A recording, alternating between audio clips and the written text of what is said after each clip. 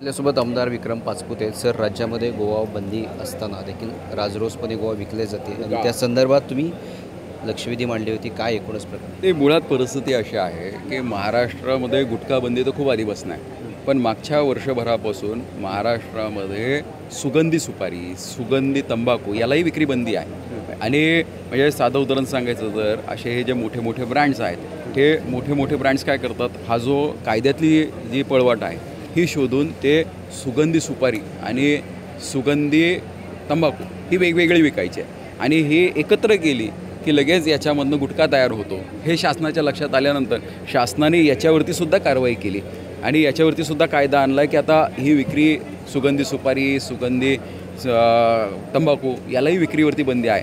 ही बंदी असूनसुद्धा ही बंदी लागू केली जात नाही. त्यामुळे आम्ही हा प्रश्न होता की ह्या अधिकाऱ्यांवरतीच कारवाई करा की जी बंदी लागू करत नाही आहेत, की बंदी असूनसुद्धा विक्री होते आहे. म्हणजे सर्रास याची विक्री अनेक ठिकाणी होते. आम्ही तर मंत्री महोदयांना ही विनंती केली, ज्या अधिकाऱ्याच्या एरियामध्ये विक्री होते त्या अधिकाऱ्यावरतीच तुम्ही कारवाईला घ्या. ही विक्री होते, सध्या महाराष्ट्रामध्ये बंदी आहे, पण हे याचा सगळा पुरवठा कुठून होतो, काय याच्या संदर्भात माहिती आहे? आणि हा परराज्यात नव्हतो, त्याच्यावरती सुद्धा आता ट्रॅकिंग चालू आहे आणि ट्रॅकिंग करून ॲक्शन्स ह्या घेतल्या जातील. काय कारवाईची मागणी करते? ही कारवाई ऑलरेडी कायदा आहे, सगळं आहे, फक्त ॲक्शन मोडवर ते अधिकारी गेले पाहिजे.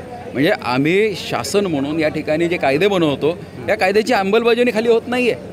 आम्ही शासन म्हणून तत्परपणे कायदे बदलतो आहे, कार्य करतो आहे, याची अंमलबजावणी अधिकाऱ्यांनी केली पाहिजे आणि ती करण्याच्या दृष्टिकोनातून त्यांच्यावरती कारवाईसुद्धा होत असताना, जसं आता हे मोठे मोठे ॲक्टर्स आहेत, हे मोठे मोठे ॲक्टर्स ॲडव्हर्टाईज करतातच ना, यांच्यावरती कारवाई झाली पाहिजे. यांना सोशल अवेअरनेस पाहिजे. ज्यावेळेस हे बंदी असणाऱ्या पदार्थांची जी जाहिरात ही महाराष्ट्रामध्ये होतेच कशी, त्यामुळे याच्यावरती सुद्धा कुठेतरी ॲक्शन होणं गरजेचं आहे. धन्यवाद तुम्ही आमशी संवाद साधल्याबद्दल. हे होते विक्रम सातपुते. मी गुणवंत दांगा, DRV न्यूज, मुंबई.